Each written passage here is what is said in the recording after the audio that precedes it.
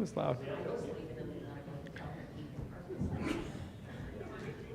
All right, we're going to get started. Thank you all for complying with our attempt at a closer knit class. So to facilitate better discussion where we can all hear each other easily and participate.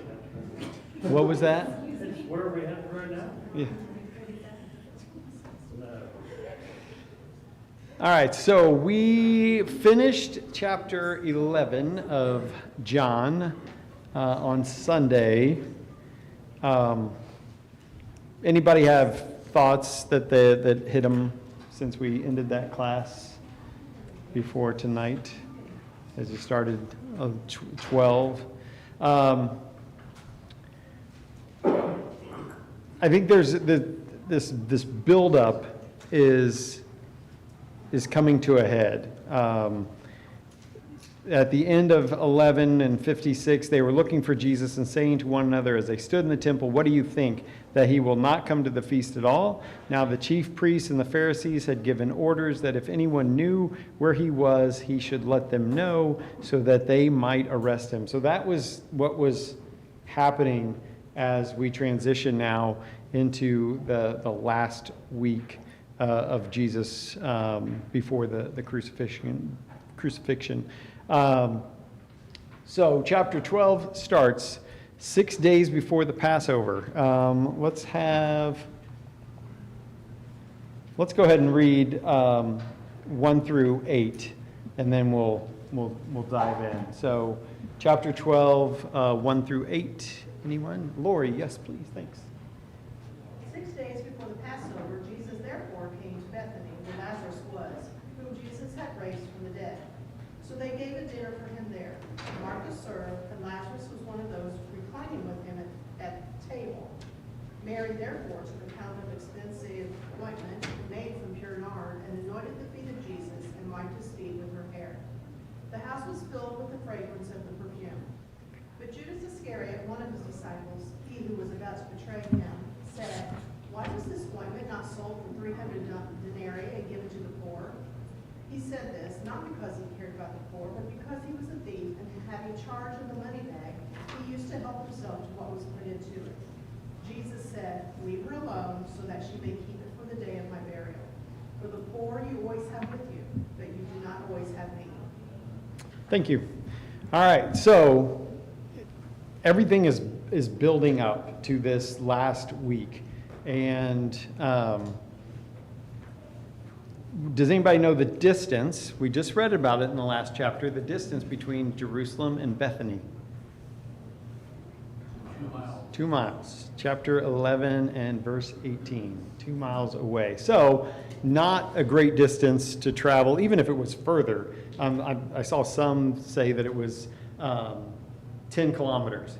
So that even then, that's 6 miles. So that's not far to travel back and forth, because we see the crowd in Jerusalem and then we see a crowd in Bethany because of what had happened. So 6 days before the Passover, John lets us know that this is it. It's all happening now. So Jesus went to Bethany where Lazarus was. Why would he want to go back there?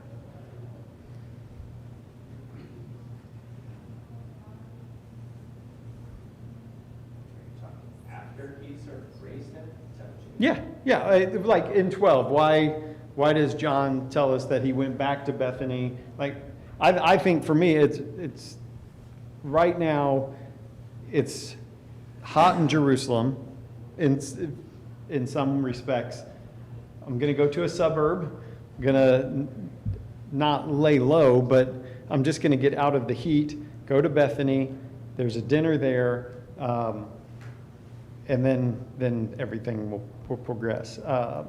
So they gave a dinner for him there. Who's the him?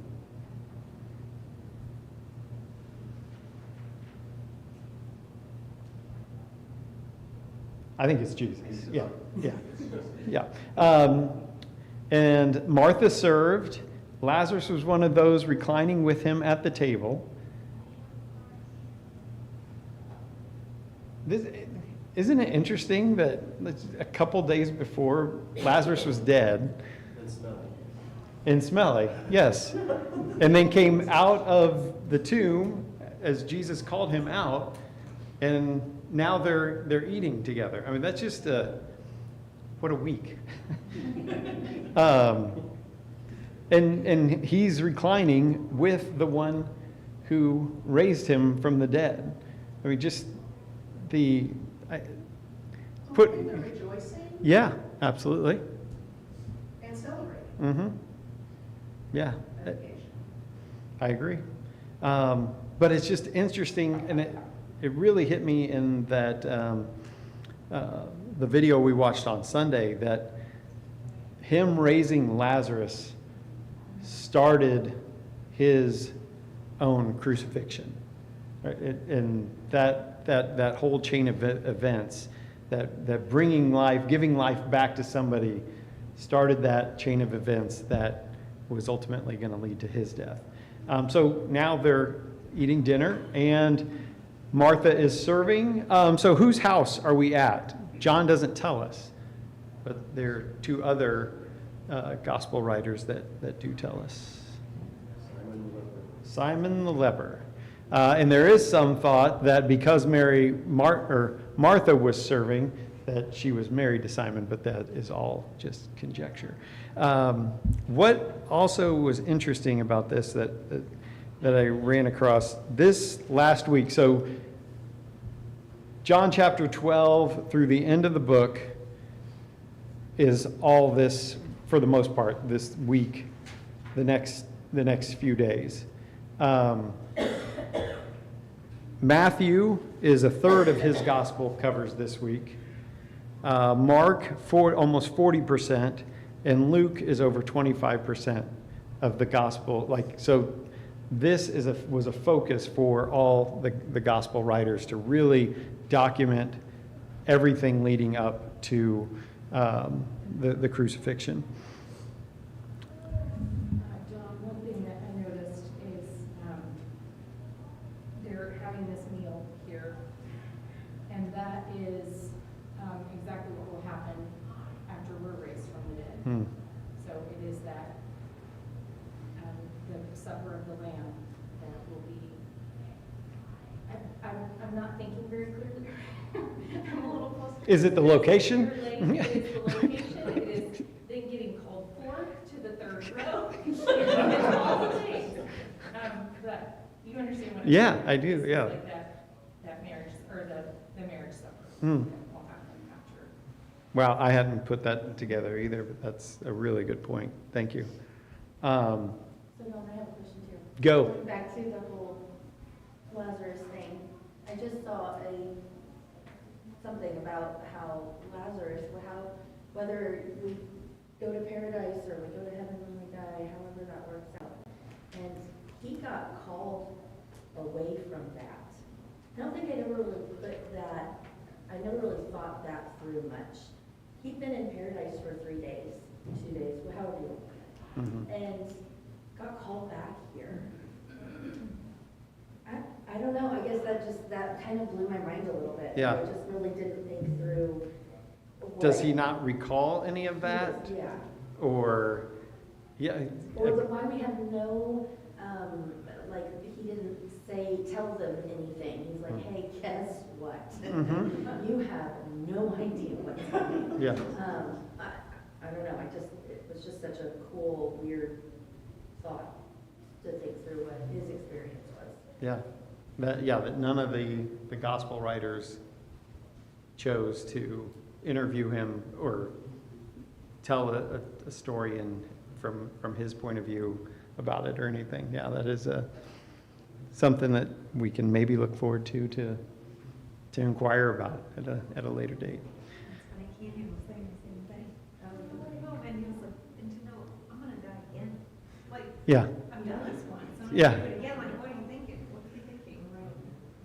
Yeah, so the whole lead up, you're sick, you experience that final breath, and then to have your breath back, and you're buried alive. and then you hear, or, who knows how it actually, but you hear the voice of Jesus. Do you feel like you were just asleep?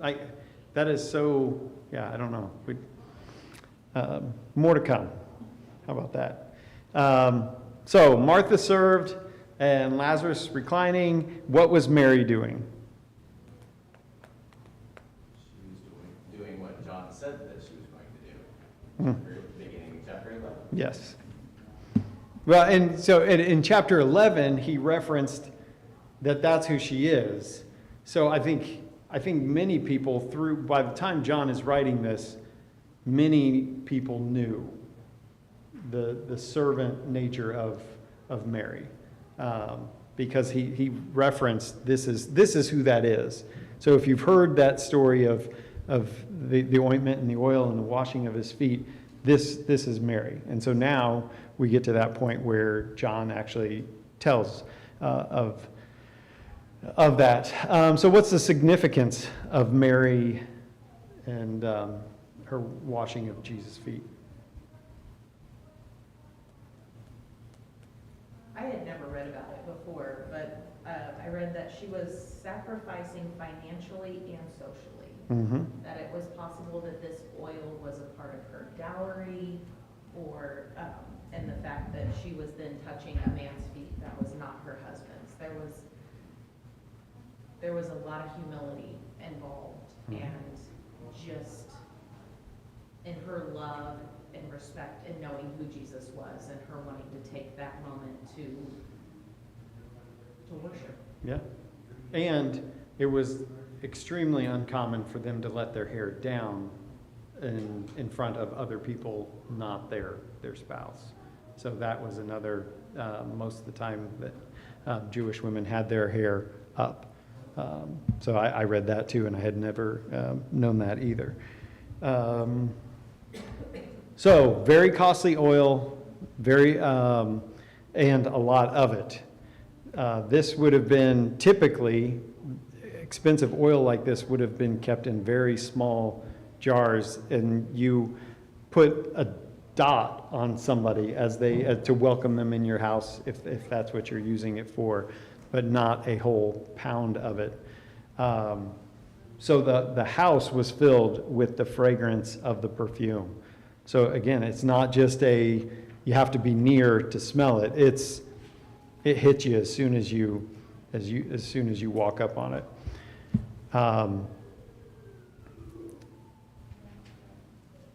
Let's see, we'll get into the value of it here in a minute. It's also because it's so pure is the reason why it was so expensive too. That was a part of the equation, because you can do a lot of things to make the ointments or the oils to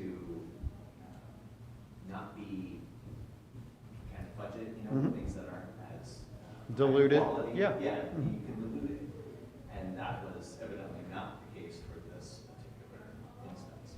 Yeah.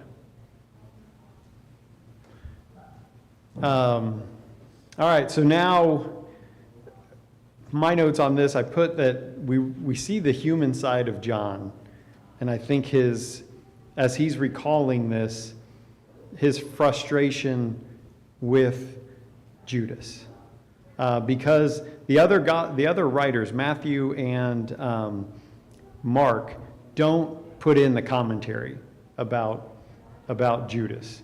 So verse 4, but Judas Iscariot, one of his disciples, he who was about to betray him, said, why was this ointment not sold for 300 denarii and given to the poor?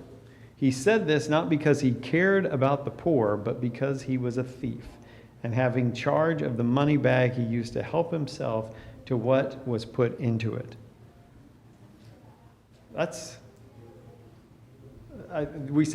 For me, that really speaks to the human side of John as he's writing this and recalling this story and wanting to give context for it. What about you guys? I think it's easier to be older at the age John was as well. Like, so many of these people have died. Yeah. And so I think it's maybe easier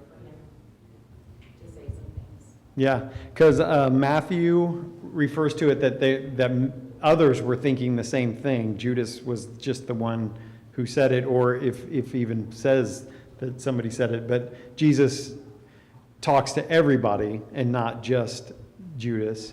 But now we see a value placed upon this oil, 300 denarii.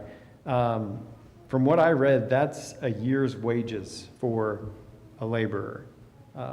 So that's expensive. That is eye-catching if somebody is using that much oil to wash the feet of someone. But what was his excuse for that? For that question? Give it to the poor. There's need. Yeah. So and if he truly was a thief, yes, there's always an angle that you're wanting more money in the pocketbook. But this is a pretty big statement for John to blatantly call him a thief, and not because he cared about the poor, but because he was a thief.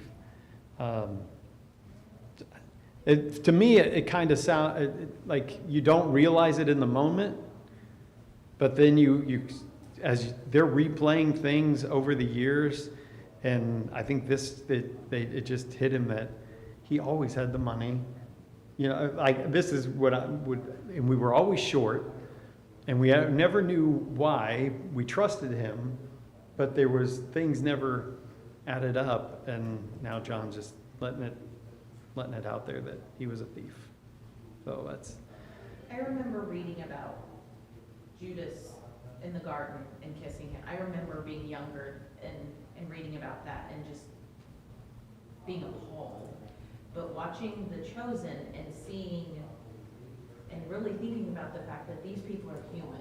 These people have spent time together and walked together, and everything they went through together, and then having to have someone that at this point they understand what it was that Jesus chose them and made them special. They're grasping that, and Judas is going to throw all of that away. And you know, the fact that John's older and he's had longer to sit with it and he's seen more things pass, so maybe it's just what they had to let go of and forgive after watching Jesus die on the cross. It would have been a lot. Oh yeah, for sure. Anything else on Judas or his statement? So then how does Jesus respond here? Because Judas is almost bringing shame on her for doing this. And Jesus' response was, "Leave her alone so that she may keep it for the day of my burial. For the poor you will always have with you, but you do not always have me."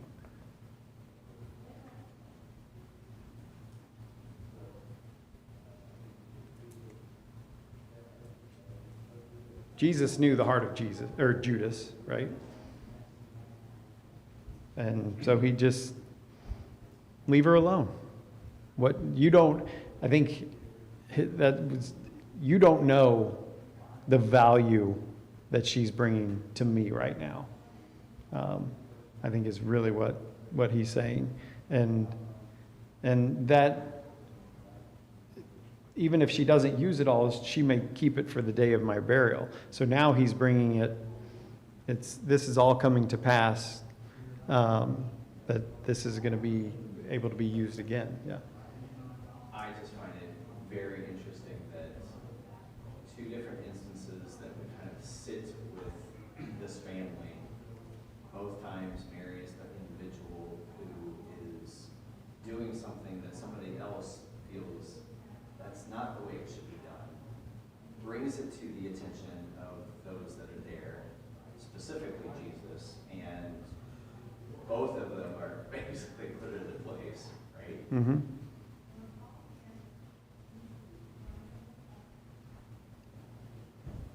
Yeah, and really, Jesus is contrasting the note here that I read, contrast the brightness of Mary's devotion to him versus Judas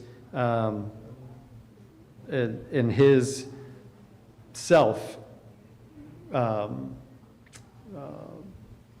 self-desires of what he wanted.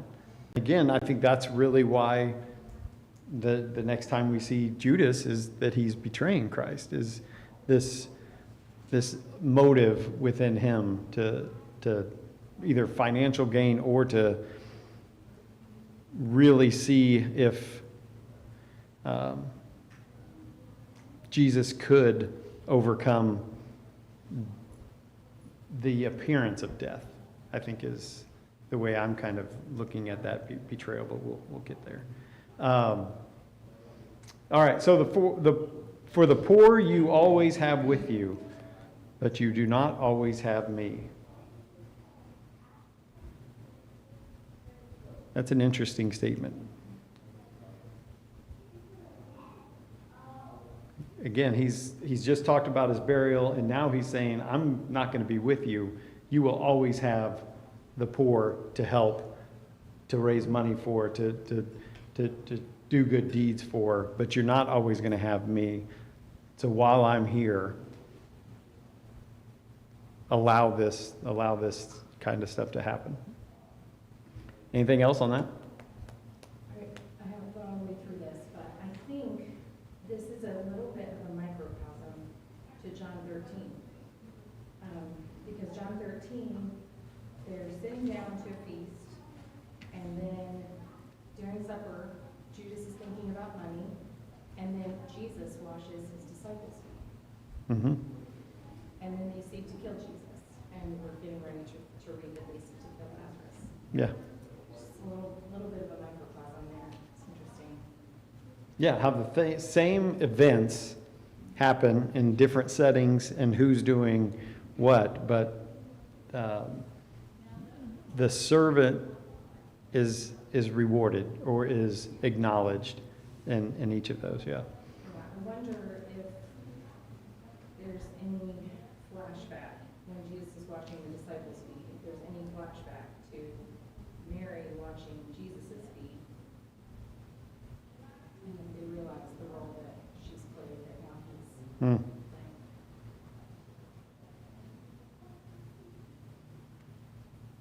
All right. So when the crowd, I'll read 9 through 11. When the large crowd of Jews learned that Jesus was there, they came not only on account of him, but also to see Lazarus, whom he had raised from the dead. So the chief priests made plans to put Lazarus to death as well, because on account of him, many of the Jews were going away and believing in Jesus. So again, this unrest is growing, and the Jews and the Pharisees are leading that unrest in opposition to those that are hearing of this, wanting to go see Lazarus to see if that was actually true about him being raised from the dead, and what was the chief priest's solution to this.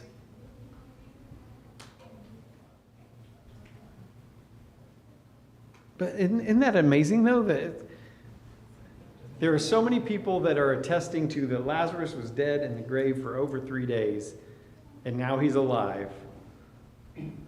But yet we think we can put him to death and end this whole thing.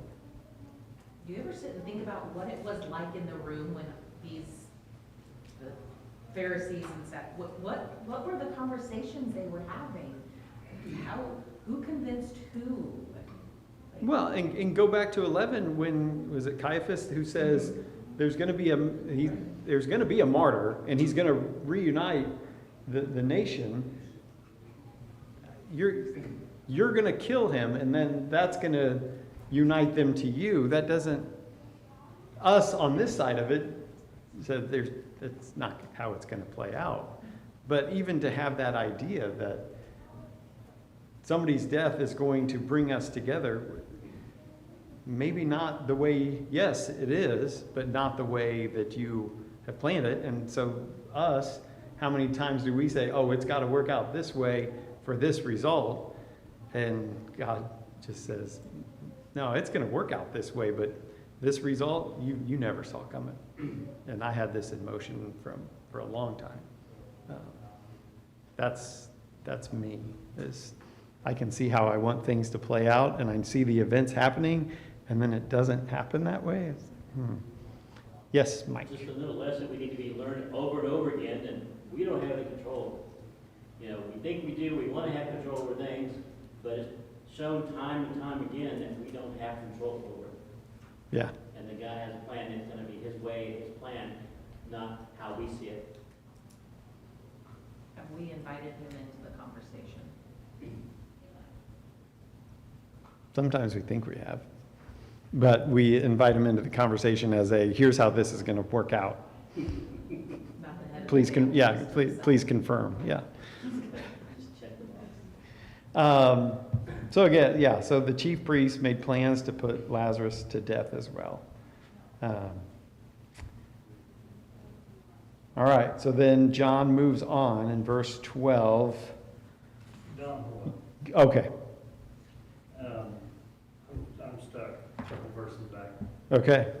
I think it's interesting the different accounts and reading Mark's account of, how Jesus responds.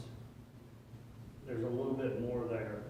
And I love how he says, for you always have the poor, and whenever you want, you can do good to them.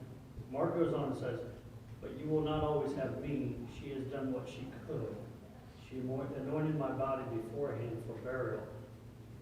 It's just another example of how Jesus is never forcing anybody to see what he sees or what he knows. He's just putting it in front of them. So, I don't know, I was just stuck on it, the fact that he's not like, well, yeah, Judas, you idiot. He just, hey, leave her alone. You Mhm. don't get it yet. But he didn't go at him, he didn't attack him, he didn't nothing, it's just, he doesn't see it. Yeah, And yes, he knew his heart already, but he could have just, like we do sometimes, just. chastised him and got him in line. Yeah. Yeah, and didn't do that, yeah. Oh, sorry. No, that's fine. Anybody else want to go back to 1? Chapter 1. How is this all fitting together? All right, so let's go 12 through 19. Holly, I made eye contact with you. Go for it. The next day, the large crowd that had come to the feast heard that Jesus was coming to Jerusalem. So they took branches of palm trees and went out to meet him, crying out, Hosanna! Blessed is he who comes in the name of the Lord, even the King of Israel. And Jesus found a young donkey and sat on it, just as it is written, Fear not, daughter of Zion, behold, your king is coming, sitting on a donkey's colt.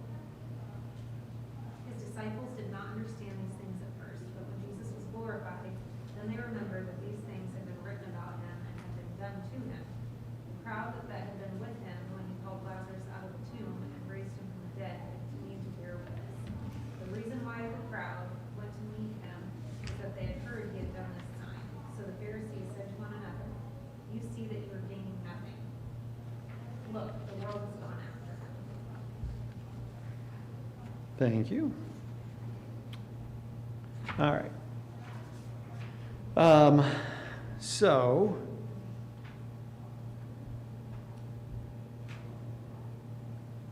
everybody was already starting their migration to Jerusalem for the Passover.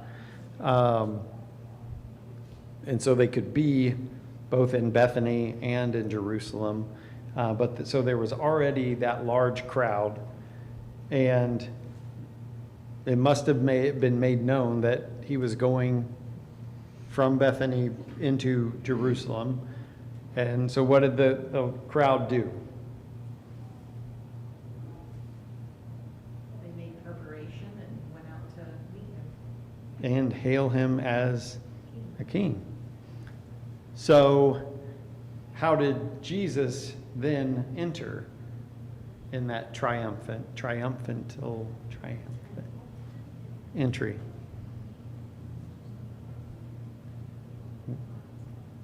How would a normal king? Like a king victorious.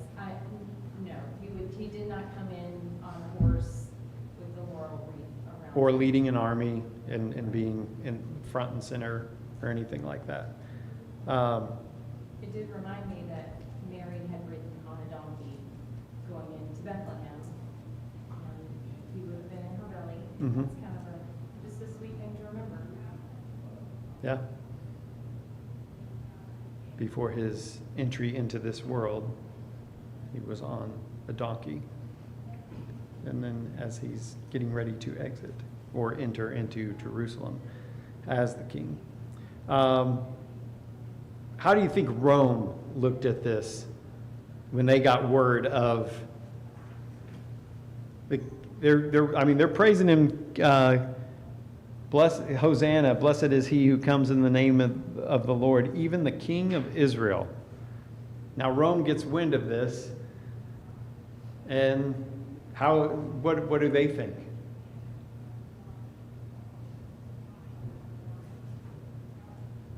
Confused. Yeah. Like, why are these people excited about this man sitting on this baby donkey? Mhm. Like, what bizarre play are they putting on? Yeah, this is not a threat. Like, yeah, I don't see an uprising, a military uprising from a man on a donkey. Let's see.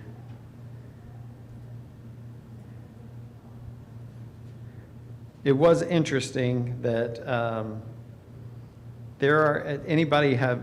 because everybody's coming for the Passover, and in Exodus 12, there's a line that says you have to live with your lamb offering for 3 days before the Passover. So it's estimated that there were 256,000 sheep in and around Jerusalem at this time. So the contrast is the great shepherd, or the lamb amongst all these lamb is entering Jerusalem, and the great shepherd with all these lamb around. The branches of palm trees. Let's see. This was a sign of Jewish nationalism since the time of the Maccabees. The crowd looked to Jesus as a political and national savior, but not so much as a spiritual savior at this point. They greeted Jesus as a king, though ignorant of his nature, of the nature of his kingship. So this a celebration of him entering Jerusalem, and it blessed is he who comes in the name of the Lord is from Psalm 18. The cry Hosanna meant save now, and on this day the crowd received Jesus as that triumphant Messiah. And then in Zechariah 9, that's where it is mentioned that he would be found on a donkey. So those are just all the references and everything that's being fulfilled there.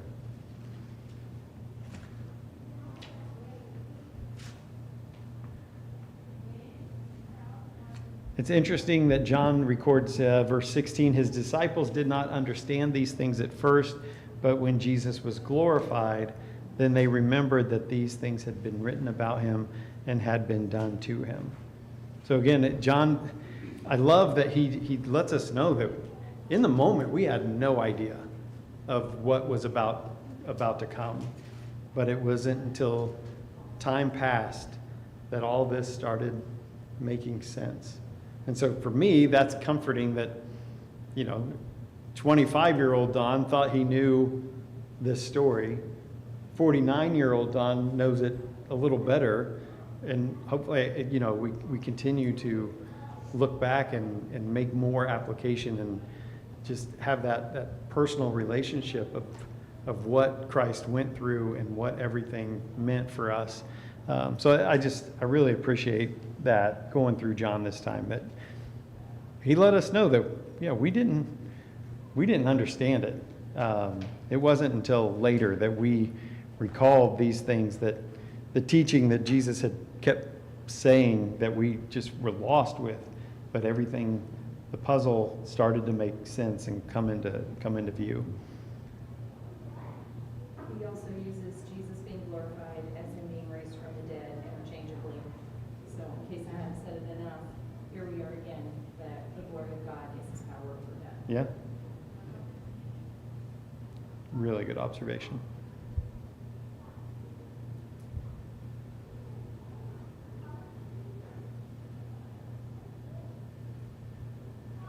Okay, so 17 through 19. The crowd that had been with him when he called Lazarus out of the tomb and raised him from the dead continued to bear witness. So those people continued telling the story of what had happened.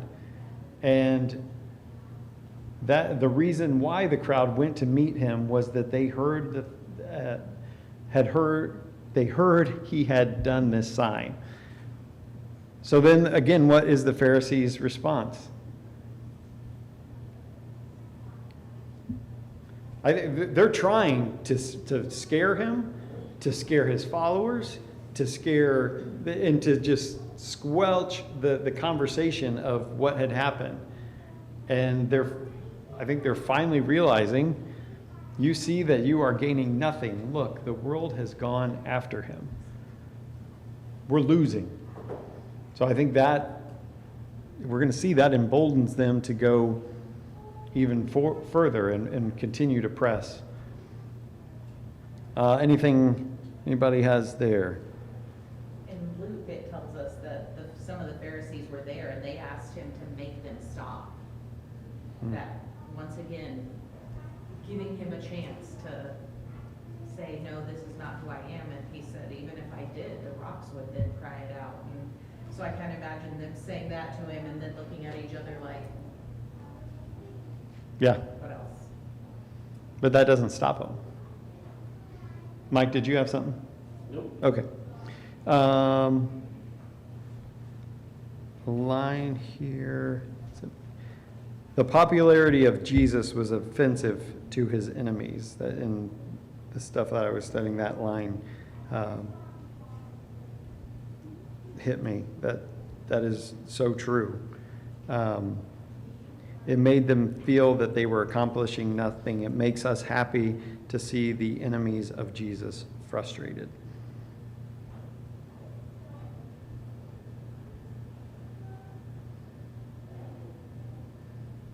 All right, 20 through 26. We're in a good pace. We'll read these. We'll get through a couple, and then we'll probably redo these on Sunday. Who wants to go 20 through 26? Mike, go. Now among those who went up to worship at the feast were some of the Greeks. So these came to Philip, who was from Bethsaida in Galilee, asking, Sir, we wish to see Jesus. Philip went and told Andrew. Andrew and Philip went and told Jesus. And Jesus answered them, The hour has come for the Son of Man to be glorified. Truly, truly, I say to you, unless a grain of wheat falls into the earth and dies, it remains alone. But if it dies, then it bears much fruit. Whoever loves his life loses it, and whoever hates his life in this world will keep it for eternal life. If anyone serves me, he must follow me, and where I am, there will also be my servant. If anyone serves me, the Father will honor him. Okay. Why did the Greeks come to Philip?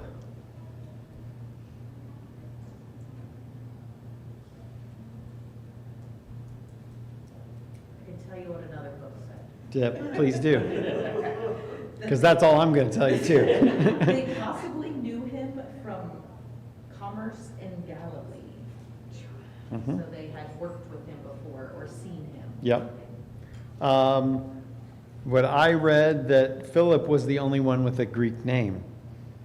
So they, either one, he was known by them, or two, when they heard who his followers were, oh, he's got a Greek name, let's go ask him. I just thought that was interesting. But it doesn't say that if these Greeks were converted, or if they were just Greeks that believed in one God, or so we don't know. But now among those who went up to worship at the feast were some Greeks. So you got to think they had some knowledge of the Jewish tradition of Passover, or they had been converted. So they came to Philip, and they wanted to see Jesus. Doesn't say why, but Philip then went to Andrew, and then Andrew and Philip both went to Jesus. And what was Jesus' response?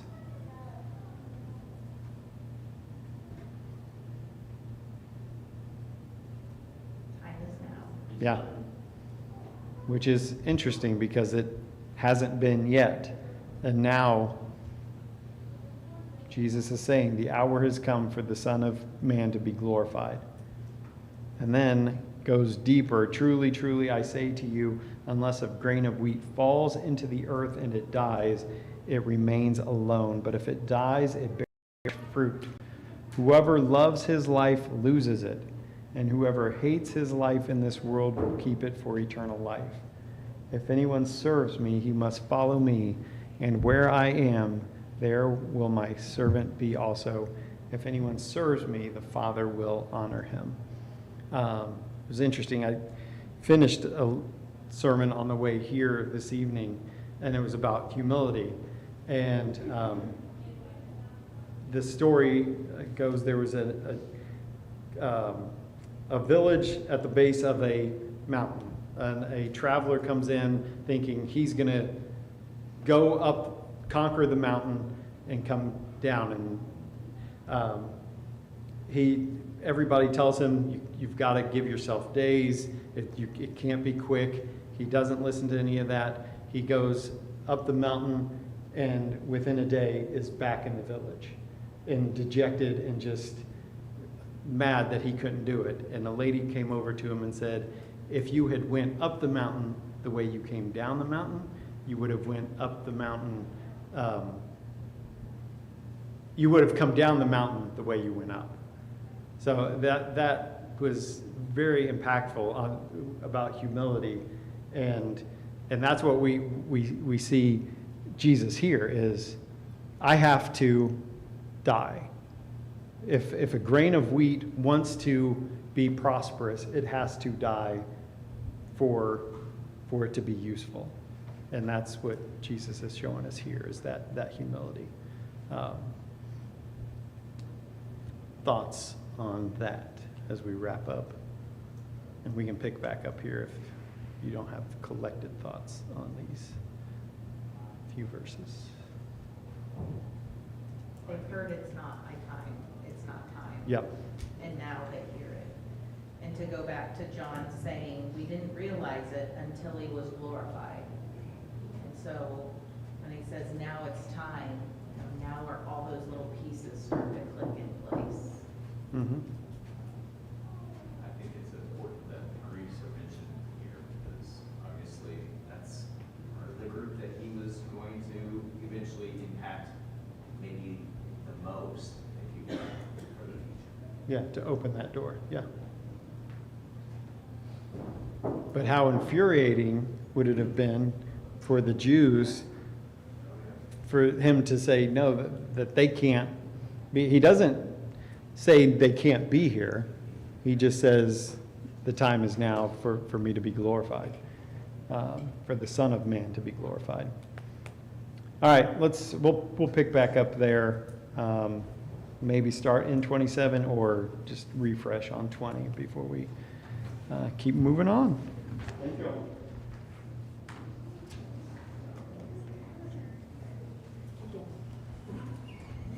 Feel free to return to your normal seats.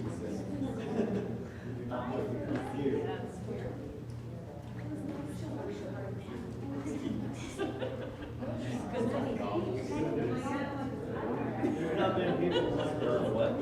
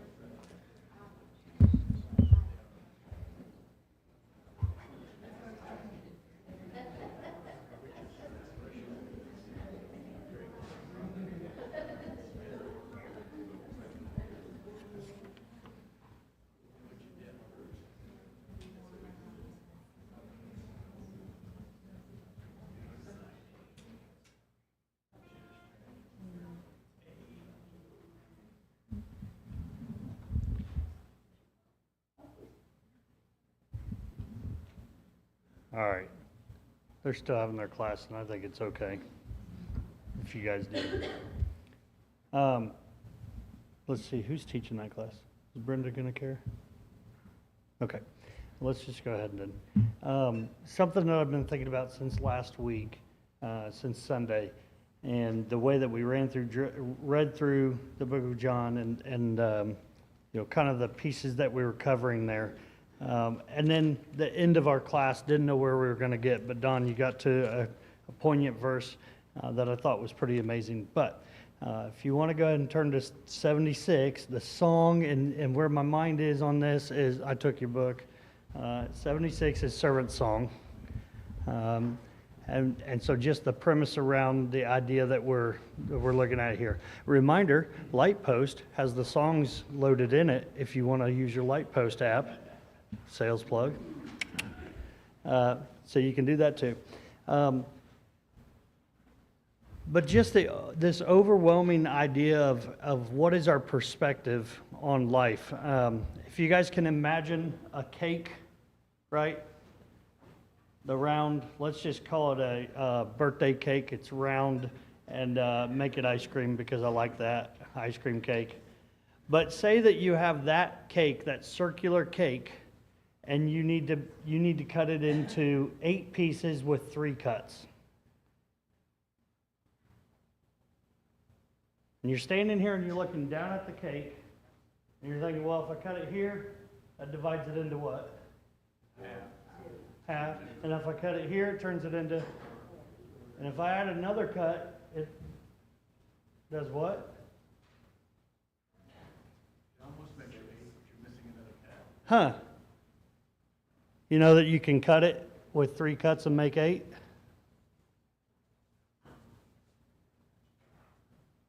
What'd you say?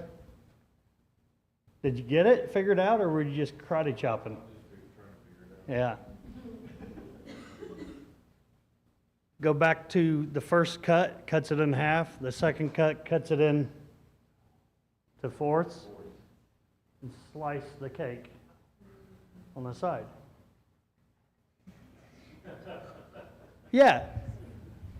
But what was your perspective when you were looking at how do I do this? Your perspective was cakes are always cut this way, right? We go down 1 cut, down 2 cut, down. I can't get eight pieces out of this. I think a lot of what we deal with is just our own perspective on things. As we enter into this last week of reading about the life of Jesus, and he finally says, "My hour has come." And he says there at the end of the verse we got to tonight was, "If anyone serves me, he must follow me, and where I am, there will be my servant also. If anyone serves me, the Father will honor him." And I didn't know we were going to end there, but that one really is sticking with me is if you serve him, well then what does it look like for us in this world to serve him? And that's really where I was going to start, was chapter 15. Chapter 15, verse 18, he reminds us, if the world hates you, know that it hated me first. If you were of the world, then the world would love you as its own. But because you're not of the world, but I chose you out of the world, therefore the world hates you. What's our perspective about being hated by the world? I know there are times in my life where, my focus was on something physical or achieving a certain goal, whether that's school related, college, work related, right? And I would see and I would feel that hate of the world, and it would just be monumental. Now looking back on it with my perspective, I'm like, oh, that was nothing. Why was that such a big deal? So my challenge to you tonight, my challenge to you over the next week, is that when you feel that, take a different perspective. Is it really that big of a deal that your sister said something to you that annoyed you? Or do you figure out how you can make yourself a servant, not hit her in the face, and just be like, hey, I'm going to give her the grace on this that she deserves, that I don't deserve, but that I got, so I'm going to give it here. I really tried to implement what Jesus was in our lives, what he was in his life, implement that in our lives. Hopefully some of those thoughts are value added for you guys as you go throughout the rest of this week. And if you don't mind, we'll stand and sing the servant's song. Do me, so me.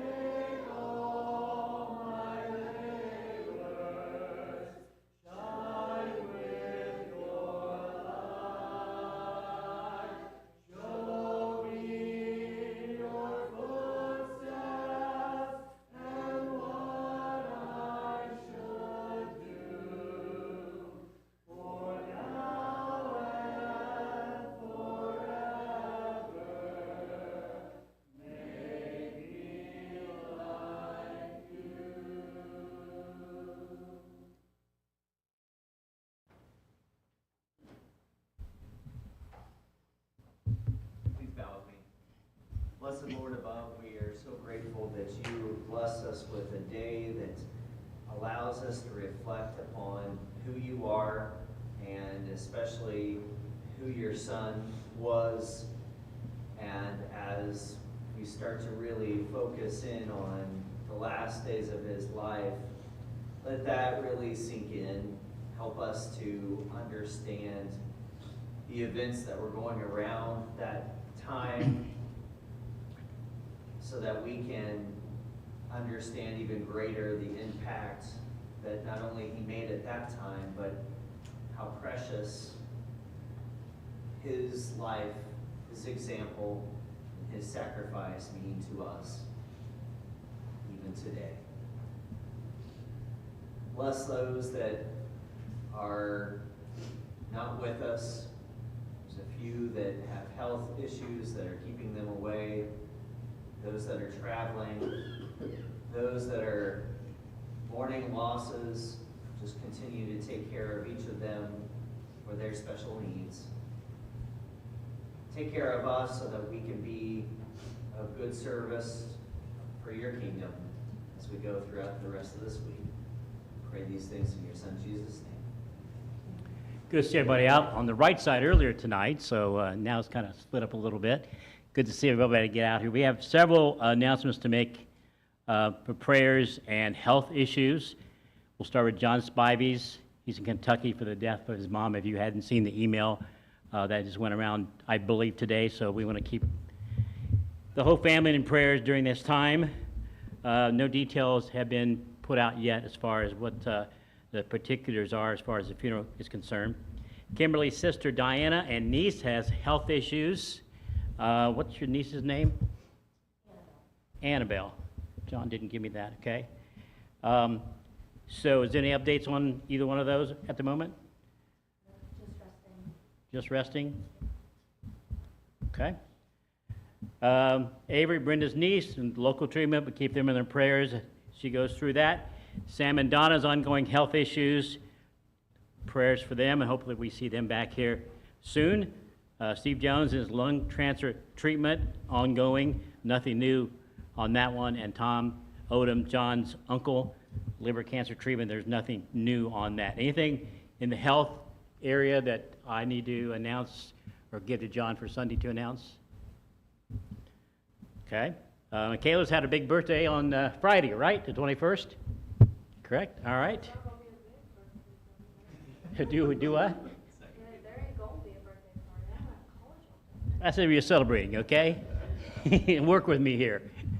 Happy birthday to you in advance. Any other announcements that I'm not aware of that I need to make a note of here? All right, be positive around others. People will notice the difference between you and the world. Just think about what we learned tonight. Change your perspective. Have a good rest of the week.